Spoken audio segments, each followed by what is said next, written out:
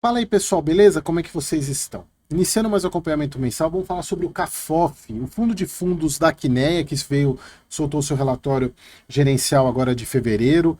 E como vocês sabem, eu não sou muito fã de FOF, eu gosto muito de ver relatório de FOF. E eu gosto de trazer para vocês, porque na grande maioria dos FOFs, e eu coloco três aí que tem os relatórios, acho que um pouco melhores aí, que é o CAFOF, o HFOF e o HGFF, que possuem relatórios muito bons, que trazem algumas dinâmicas de mercado que vale a pena você ler. Eu gosto muito de ler, mesmo que você não invista em FOF, eu gosto de trazer, gosto de ler os relatórios gerenciais e vamos a ele.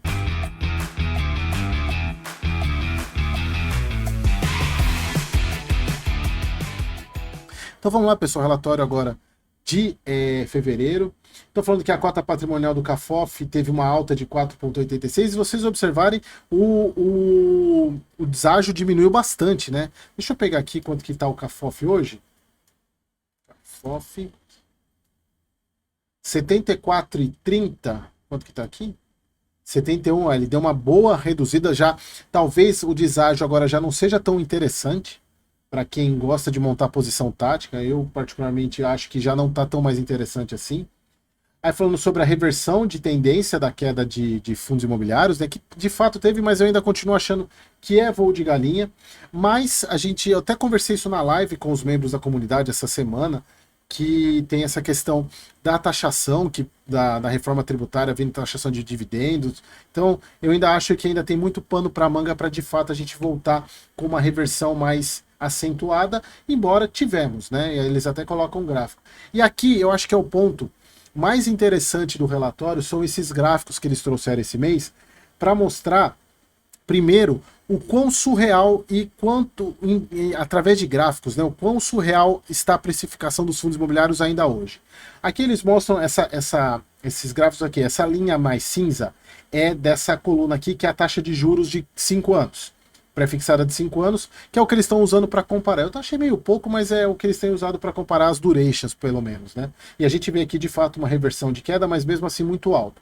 Mas olha só que interessante, pessoal.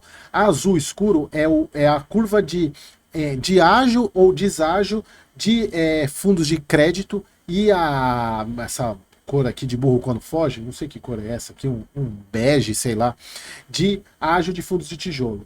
E as pontilhadas são as médias. Olha só, pessoal, a média de fundo de crédito histórico foi sempre ágil, ou seja, 0,5% de ágil. Então, seria o P sobre VP 0,5, acima de 1,05, na verdade, né?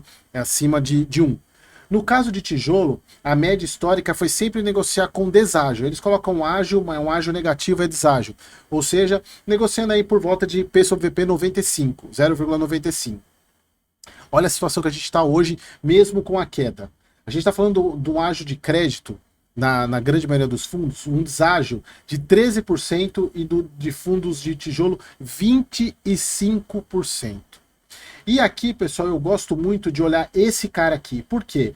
No caso de fundo de papel, pessoal, acaba que, no fundo de tijolo, acaba que é uma questão que precisa ter avaliação dos ativos para isso se transformar numa realidade. Eles pegam basicamente como que está sendo negociado, só que tem muito fundo que ainda não reavaliou, vai reavaliar ainda. No caso de crédito, não, o crédito é mês a mês, dia a dia a reavaliação. Então aqui representa muito mais a realidade. Então a gente ainda está com um deságio muito grande em fundos de CRI. E eu tenho falado isso muito para os membros da comunidade. Aqui a gente vê outra coisa interessante desse gráfico aqui, mostrando a questão de como os investidores eles seguiam por dividendo, não tem como. Se a gente for pegar aqui a número de cotistas, aqui o IFIX, a queda do IFIX e acompanhando o número de queda do número de cotistas de investidores em fundos imobiliários, a gente vê nitidamente a queda, que são as barrinhas azuis, e aqui o IFIX. De fato, pessoal, teve muito cotista que foi embora, e eu até mostro isso em vários vídeos, né, de análise. Quando tem o número de cotista, a gente vê uma queda no segundo semestre de 2024, de fato, queda de... Isso, pessoal, não é exclusivo de fundo imobiliário, tá? É de renda variável, grande. Quando a gente entra em momentos de queda na bolsa, muitos investidores saem, não realizam prejuízo e vão para renda fixa e voltam quando está tudo subindo. Por isso que você que me assiste aqui, tem sempre que ter o pensamento de segundo nível, pensamento anticíclico. aqui o gráfico e a gente vê nitidamente como é a cabeça, e isso aqui é mais exclusivo de fundo imobiliário e não tanto de bolsa. Por quê?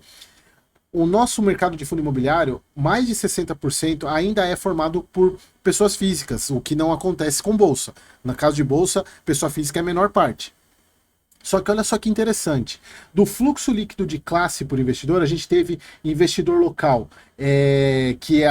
investidor institucional local e investidor não residente, ou seja, estrangeiro, positivo, no caso, e investidor pessoa física, o fluxo negativo, ou seja, pessoal vendendo e aqui comprando.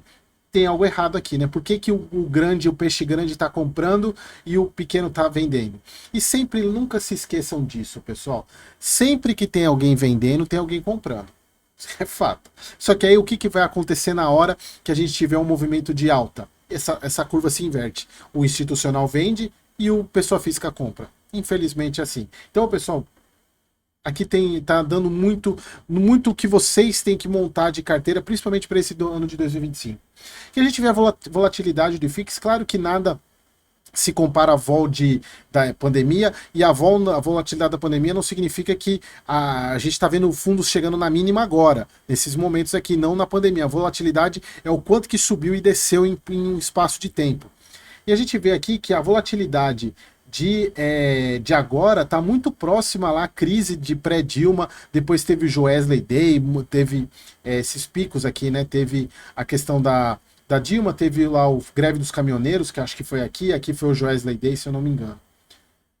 Então, pessoal, assim, gostei muito do relatório, porque ele traz muito em números e uma gestora muito importante falando o que eu estou falando para vocês há o quê?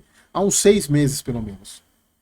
Falando aqui sobre a reforma tributária, que ainda não teve novidade sobre a derrubada do veto do Lula, nem tem nenhuma verificação, nenhuma mudança estrutural no Brasil em fevereiro.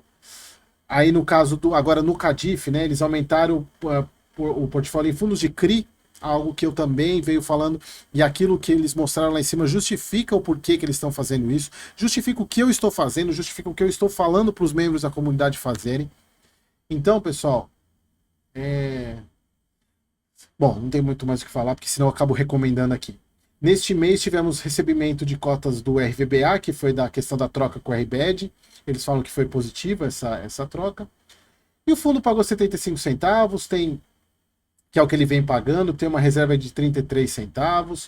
O fundo vem indo super bem, tem uma reserva aí para manter esse guidance até o meio do ano. Então tá indo super tranquilo. Eu só acredito que o deságio dele hoje talvez não seja mais tão alto quanto era, mas a gente nunca sabe, e ainda mais se tratando de Brasil, onde até o passado é incerto. Beleza, pessoal? Espero que vocês tenham gostado e até o próximo vídeo.